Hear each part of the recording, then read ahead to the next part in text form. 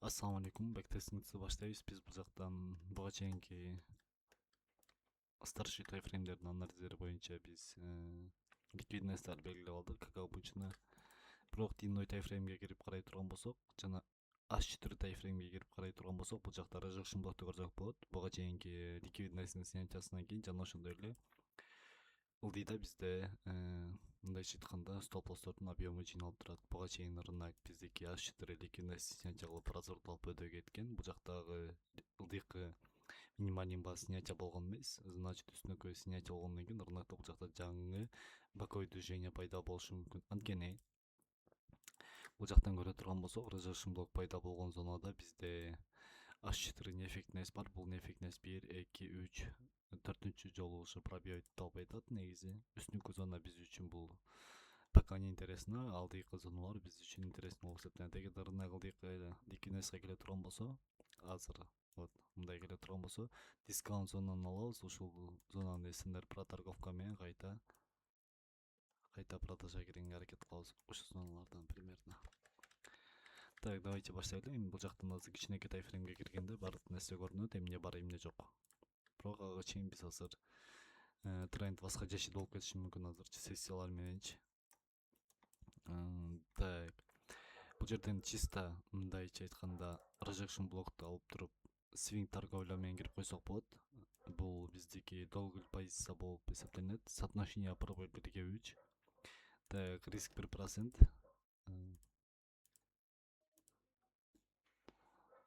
Так, тихоокеанский сессия азыр мен азыркы торговляны пропускать этем полностью. Жана ошондой эле бул пробыльде пока эч кандай карабай турам.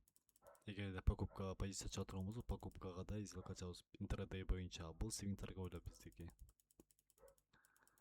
Пока бул позициябыз бизге $600-400 прибыль берип жатат.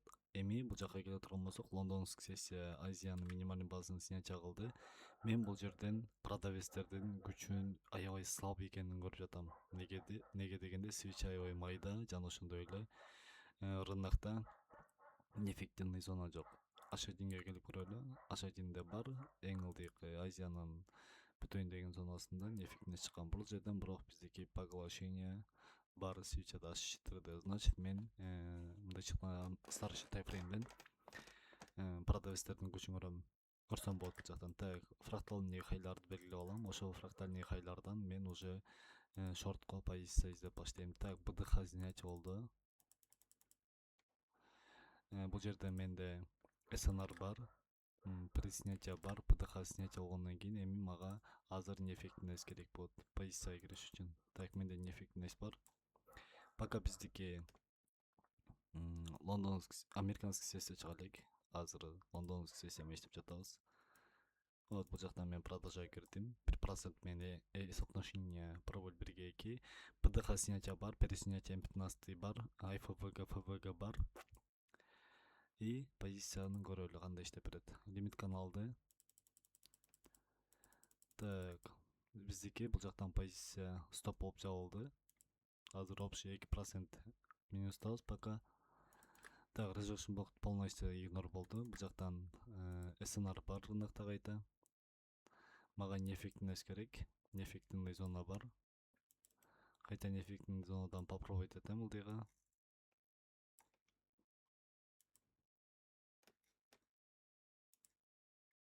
Соотношение прибыль 1/3 болот экен биздики. Бул жактан уже биз байкасак болот, рыноктун багыты биз тарапта эмес экен. Значит, мен уже полный бул старший тайфреймдеги анализдерди алам дагы, уже мен өзүмдүн багытымды түзүп баштайм. Так, меники азыр общий 3% минуста сделкам.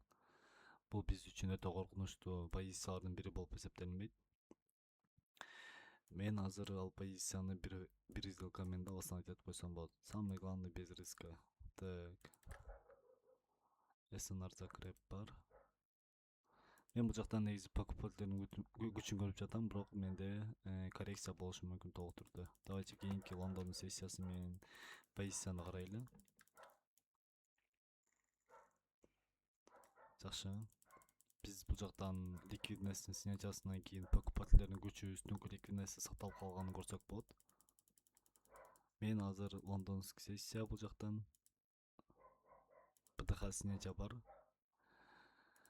кайта эле бул жактан шортко позиция болуп жатат. Мисалы үчүн ПТХнын снятиясынан кийин негизи менин өзүмдүн анализим боюнча, системам боюнча ПТХ снятия болсо уже продажага арзак болот.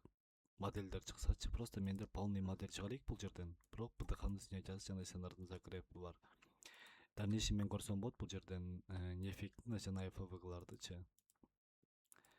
Пока неэффективностька ырына келелик, ага неэффективностька келгенге чейин биздики позиция полный чабылды. Бул жакта логика биздики Азиянын максимальный базысынын снятиясы жана ошондой эле лондондский сессиядан мен закреп поглощение свича көрсөм болот.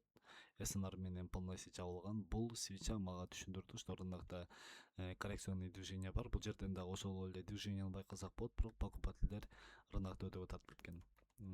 Так, бул жерден меники позицияга киргеним себебинин эң биринчи логикасы ПДХнын снятиясы болду. Азиянын максимальный базысынын снятиясы. Эки снятия мен үчүн бул эки ликвидностьтун снятиясы күчтүү болуп эсептелет, чтобы рынокто разворот алганга. SNR зонанын минимальный базасы бар. SNR зона полностью закреп алган. Неэффективность күткөн жокпуз, IFV күткөн жокпуз, позицияга киргенбиз. Позиция бизге отработка берди. Жана мен сиздерге айткандай эле 3% минусумду бир позиция менен жабып салсам болот. Кайсы позиция? Эгерде уверенный позиция чыга турган болсо, системный боюнча. Так, биздики азыр $4000 прибыль, ошондо 1% кайта плюстабыз. Так, бул позиция эми эмне кылабыз биз? Азыр бул жакта рынокто байкай турган болсок, тренд восходящий, ближайший ликвидность снятия алгандан кийин рынокто реакция болуп жатат. Мен азыр тренд кайсыл жерден башталган? Тренд башталган биздики ушул зонадан. Значит, ушул зонадан ушул зонага чейин Fibonacci уровенди чейин. Бул жактан менде дискаунт зона кайсыл жерде экенин көрсөтөт. Кызыл зона дискаунт зона, ушул дискаунт зонадан покупкага сделка издейм. Эгерде модель чыга турган болсо, эгерде модель чыкпаса, мен пропуск этем да дискаунт зонанын пробитиясынан кийинки уровендерди карап баштайм. Так, менде бул жакта американский сессия чыкты. Бул жактан рыноктун багыты явно покупкага эмес, шартовый, ылдыйкы ликвидность снятия кылышы мүмкүн болуп турду. Так, бул жерден маани берип карай турган нерсе кечеги американский сессияны рынок снятия алган. Американский сессия менен и боковой движенияда. Бул жактан биз проторговка көрсөк болот. Бул жерде пок объем бар биздики. Проторговкада рынок кайта эле азыр жаңы боковой движение пайда болушу мүмкүн. Ошол боковой движение либо рынокто ылдыйкы ликвидностька туртушу мүмкүн, либо разворот менен өтүп кетиши мүмкүн тренд уландысы. Эми бул жактан бизге азыр ага ответ азыркы биздин анализ жардам берет. Так, биздики азыр азиатский сессия ачылды рынокто. Мен оюмча азиатский сессия азыр үстүнкү ликвидность снятия кылат и реакция берет. Ылдыйга короткий позиция продажага ачсак болот. Эгерде мага азыр үстүнкү ликвидность снятия боло турган болсо, мен эми 5 тайфрейм менен дагы сделка ачып кое алам. Так, бизде снятия бар. Азыр бул жерден риск болот, конечно, просто бизде азыр лондонский сессия жеткенге чейин биз позицияны ишке ашырсак жакшы. Так, бул жерден мен преснятие көрсөм болот, импетенциядан. Так, SNRга закреп бар. Пока жок. Неэффективность бар.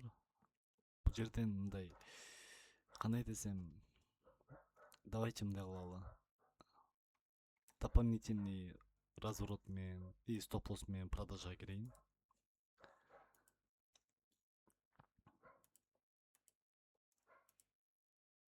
М5га киргеним себеби бул жактан азиатский сессияда көбүнчө М5 тайфрейм жакшы отработка берет. Вот ылдыйкы ликвидностьтун снятиясынан да биз покупкага позиция карасак жакшы болмок. Азыр көрөлү бул жактан позиция кандай иштейт экенин. Так, биздики скорее всего бияктан позициябыз лондонский сессияга жетти. Преснятие алганыбыз жакшы болгон, стоп-лоссту запаска койгонубуз. Азыр меники позиция кичинекей плюста.